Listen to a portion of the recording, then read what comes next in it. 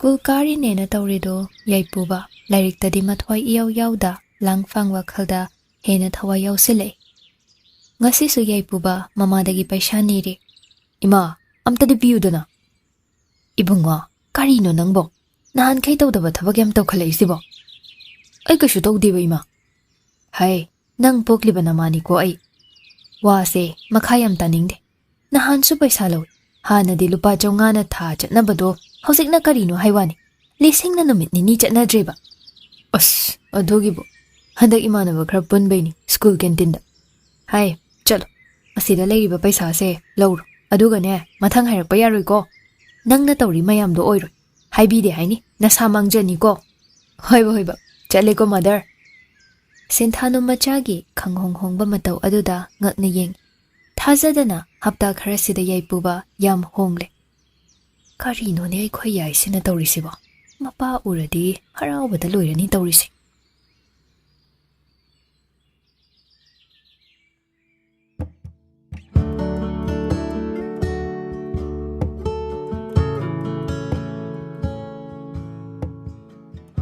School dani. Yaipuba hek lakpaga kanam tahan na yengda classroom dudagi thoke. Ronald yaipubada tumin yengduna lehawi. Ronalga leminaramba mangalna Ronaldo onsinduna. Kaino handak yaipubana khalisibo. Ay khoiga dum leramba mana handak tawrisibo. Khangde. Yaipuba se ayong te ignore tawraktaban. Asukyam kuina tinarakpasi. Handaki mai mawong se ay sunungaiti. Tinabasu jutchadaba miyam tini. Nupi sina kaino ang tuibane. Mai silki heba nupi dugi mamanabi kaino buhairadi loini ajaragin laikre. Yaris, mai wari tosi. Lo, asay tosi. Hoy lo. Mamanaba anido suthogle. Ure, yaichen ba na mayraga ningay sangdana duna layramba do. Ronalga, malimga, fatfat jangsilaga. Kaino noy nindoy sina, si school ni gaurbo. Ronald na hairubane, yaipuba Ronaldo onsilaga. No yaro haide. Ronald yaipubagi wahaido nungaitaba phawjay adubu nungaitaba dulo silaga tumina kashu tawdaba saduna lay yaipubagi manakta. Mayra, Jesel kina masana yade haina nang nasam jaga toisa kaygino. Sida yalakpay nangi kayna thawlayge. Ha, kayna thawlayge ba? Ronald amadi malem Jensen duna kamdok na balaknari. Yay, yarise, tuo thadoosi. Si hairaga Ronald na yaipubabu phazili. No yaraka na habani. Ay paise yam tun thado. Yaipuba, ay nahaise yawse. Kanaba na kanarui. Thado ay bane. Somdana mayra baso malim na fa na balag nari. Damira, si, mayam mamang diyan phazade. Thado si. Malim, hingang siyam usitini. Mayam hilaban. Thado, ay bhagan si. Ma, param tambi. Ma mangay rin na chatpam yawri. Mama na ba jutja da ba krapulaga ma na ingon na kanaba hora isi kuira bane. Hay so hay bane. Yaipuba handak mayrada silkina pambide haiduna karim kathay na riba si kuiraban mamanaba karpun silaga. Yari sida mayra. Mayradi kara tapthare adubu yaipuba de mayrada makut thana bahujik suhotnari. Ronald, ay thado ay bane. Yaipuba, tuomi, nang na irang sagali si kaygino, milo yeng nari. Ronald, phajana hayri ka na yam thun thado. Tuo ay bane. Kanghaude yaipuba Ronald onsinduna makut thaba hore. Yaipuba sauna Nang ay nathado ay sitadabra. Minay macha. Si hairaga hanchin kinna tenjili. Ronald makut hande. Mayraga malem gado changsilaga yaipubabu jingthok na balaknari. Yadrabaduda malem na yaipubabu laktana jingthoga hanchin kinna tenjili. Aduga laktana inthore. Yaipuba, nang tushi kaino? Ha? Nang mungawarbo? Nang kanaway na ingon na kutharino. Ha? Namayin changyon biduna ay galamba paru join tarbro. Yaipuba! Ronald na kanglaw-lawrakpani. Ojasing mahay jangsin naraglaga. Principal duna. What's all this? Huh? What is going on here? Kayo na to isibo. School sinuay naming jatyan na bahot na rin si kayo no. Oza ama na mo. Kana-kana no kanoy siya. Yam tuntoglo. Malim chatkito baduda mayra na makut paraga. Maningda jingsin birami. Aduga maway na toglaaga. Yaipubaga ay ganun sir. Come to principal office. Si haram laga oja sing du chatkre. Tamira. Mayra malim da noklaga inong pagom maninoise. Si kakhairami aduga chatkre. Yaipubadi Ronald amadi malim da mamit khana yengami aduga masu chatkre.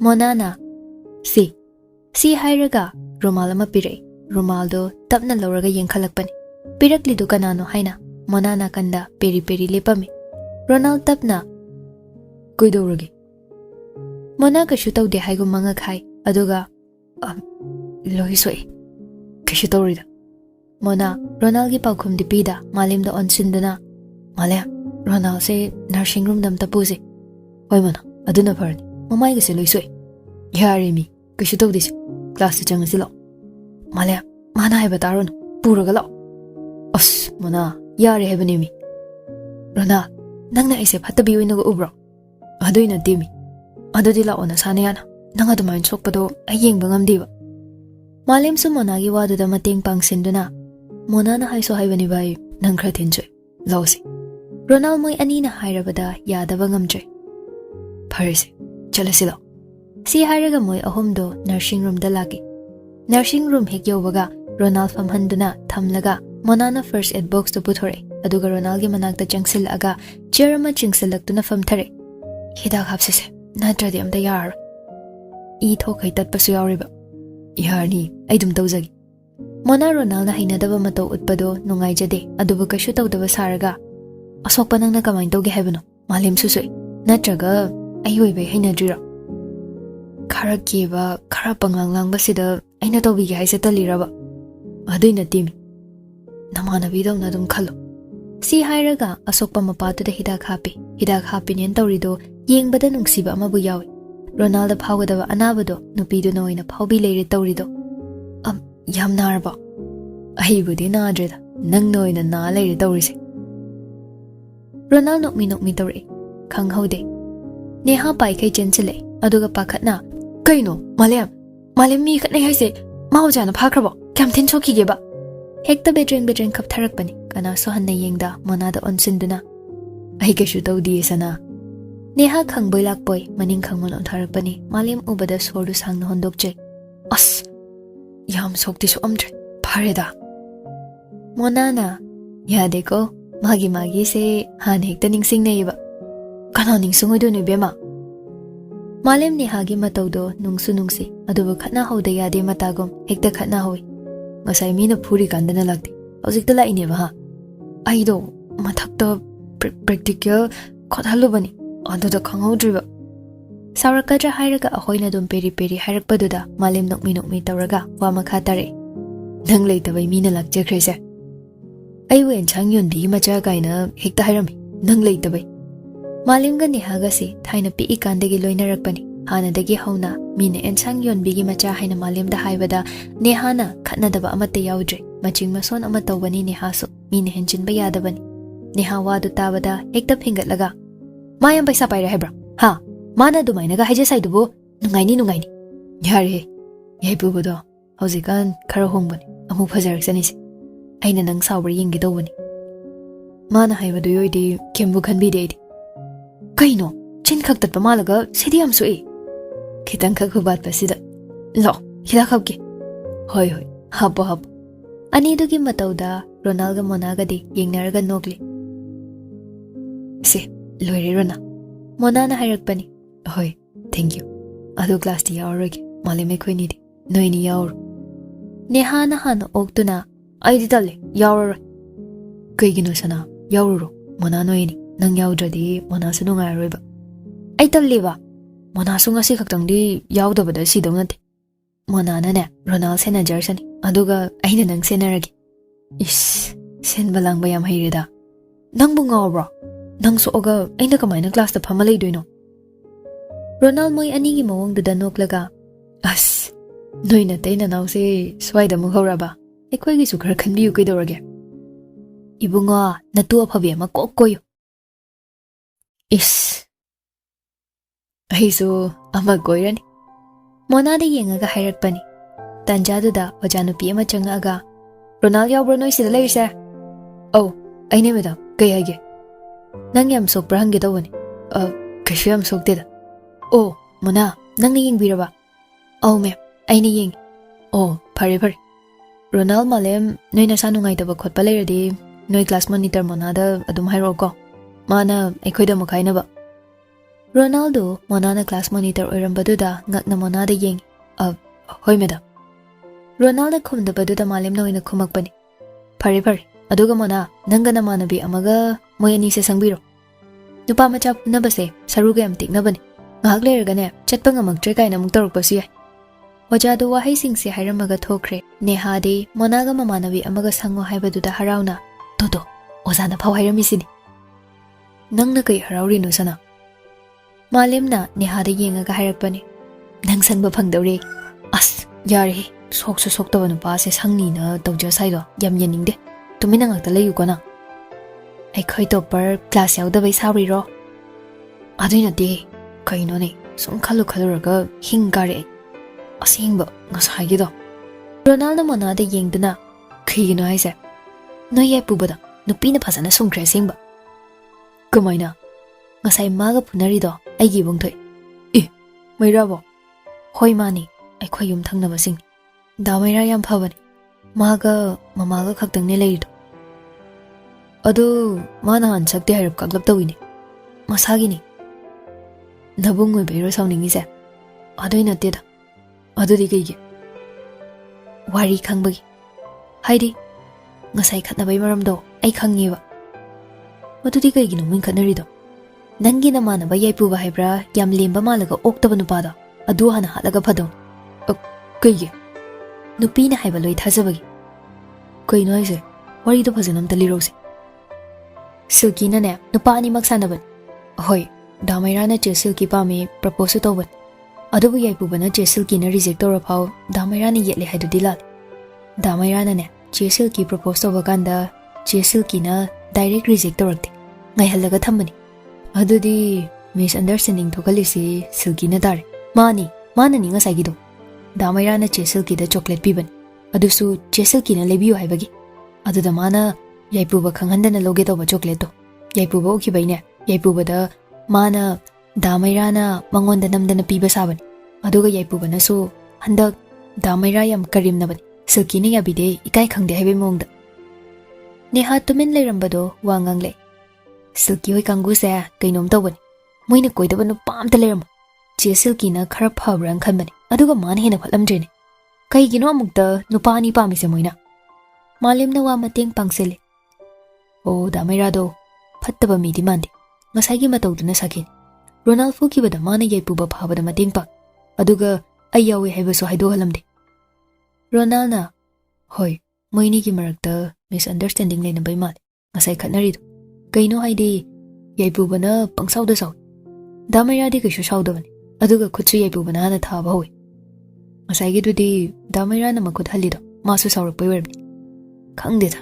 Yaipuba na handak tori mongse ay siyam nungaiti. Luna tinaraga ay ngonda kutharap. Aduga malimda sisinaba khonda adusu. Ay maase yam hainadre. As, Ronald, ay kashu khandida. Adu mana imapan baduda ay nungaiti. Yam parambani. Luiri haujiti. Adusu nupi yagdagda. Mana tawisi apang thawnani. Silkina hundo omgani. Adu kanda khangakinima. Ay khoina hayarasu yararida haujite. Aduna mana thokpa main tawjisan. Moina wari sanari ngai Silki hoi changai. Silki Monada onsinduna yam sauni yengaga. Kaino angang nangna kai khangdana pausiran toran sandoino. Ha. Noina sanai wari mayamdo. Ay ngasay di tagina tabani. Noi yaipubana ay pamba. Noi mairana ay pamaga. Ay ngonda tainay sibu kaygino. Noi di na thaw laytabagi nahan kay ay senaraga layriboyre. Tanbu tande. Mona Silki na chunga aga torakliba mayamduda makok ngaw na ngay haking. Nehana hekta tap ogduna kumi. Nupana nupi pamba haisidine hauna sani. Adubu direct reject tawdabida amasu nangi loina oiningbay natro ngasi tho iwa thokse. Ahana moiraga aduk lemdrido kaygino. Nehana hairido aranba amata yaudaba maramna makhoidaw thetle Silki de. Nehada wayam ngangdabi Monada oina onsilaga. Se, nangna paulana sandokpayni. Nangda phuraga ipelani. Si hairaga Monagi manakta changsilaga khupak na tharakpani. Mona mamaidu laithoktuna mit uisilaga le. Adubu khupak ado Monagi mai yaudringai. Moina tawnarido tumin yenglamba Ronald na phakre. Nakuna sa yaurakan. Kanana aikhoi loi khangnarba wafamni. Aikhoi kaktang wari sajaban. Nangna changsilaga drama amuk sanaraise. Nang ngasaygi drama do pelhodra hero. Ahan oiradi lemba khar khardam. Si hairaga Silki gi makhutu kan thoke Silky sauna Ronald yenglaga. Yaipubada puraga nangna yengduna leba natro. Aduga hojikna nupigi michangdaga changdana. Oi, no yaipubana ngasi mi phunaido. Nupigi maramdagi. Adusu nangi. Aduga aina monagi michang changba kedau yaruiduba. Haibige dajo. Yaipubadine. Aina ngasai kallabani. Mana khud thabada aina khud hankidabado. Aduna magi maraiba kyam thina pharibani. Nupi oiragane. Aduga mikai khangdaba. Chalo, thokawro yare. Nashaka du yeningde. Silky thokibaga Ronald monada fagi tore. Kaino sakitombi nangna mina kupak tharak tore harga luktharaga tharak bangaiduna. Aishu khangdel. Sese, ai haigise. Mina khanaba horadine. Mi duna ngamangan. Marai tapta yeno. Adugane makhud yauradi makhud tushu thudiyam. Aini yai. Mini ha hoidi machin kumido khangbra. Adumain kum. Nachadi aigi nupi mandeba. Ronald gi wahai duda monadu ngakni yenglai. Monada nate lairiba aniru sungakle. Ronald bet lairiba duda famlaga monada yengduna wa makha tare. Nangai pame daine, koina shai daine. Ayyar. Aina su nang nungsibai type da dor. Aduna aigi nupi or. Kai ba. Aina nangdo nungsire haiba. Aduga kening ba kiyo yar. Mapan thonggi saktamna migi magun lepa yade. Masi chumam. Ngasi gi thodok sina saki. Aduna ki lang aina ye. Ai senabi. Aduga minamba thabak toba pukchel liptaba diyar. Ha. Mona wan thadore Ronald gi khohai duda. Yari ro yadiro. Hoi yari. Ayari. Ronald machin chinglaga nokfet tawi aduga betu da long na mahip thakre. Nehaga malem gado maya karaga yenglambani khanghaude. Khubak pu khuzile. Moi mari numituma class amata yaudana adum loikre. Suti thoklakpada Ronald ga Monaga ama aduga Nehaga malemga ama thokle. Getta Srinivas Sindhano amadi yaipuba lepaga lerami. Ronald oi adubu usinadana chatke khanduna adum Monaga wari tawduna chatli. Ronald Srinivas na kaurakpani thaiduna chatpa yadrabaduda Ronald tapna mamai leithore adubu wadi ngangde. Chabu kayam thina sokene. Kasham sokdeda. Hospital chatlaga yengthoksidana. Yarni da baba. Ai jaloki. Adu phawda yaipuba wa machet amta nganglakte. Ronald yaipubada amuktang onsilaga. Yam pelakiroi brother na. Asi hairamaga chatkre hanasu yenglamde. Achikpaduda mathanta famlaga ningsinglambani. Haukraba thodok khara nauhaunana. Ronald na matamduda hairamba wahaising adugi arthasingdudi hojik khakta khangle. Mani nupidugi damak mana magi luna tinazaba mamanaba adu phaw inthokduna thamkhibani.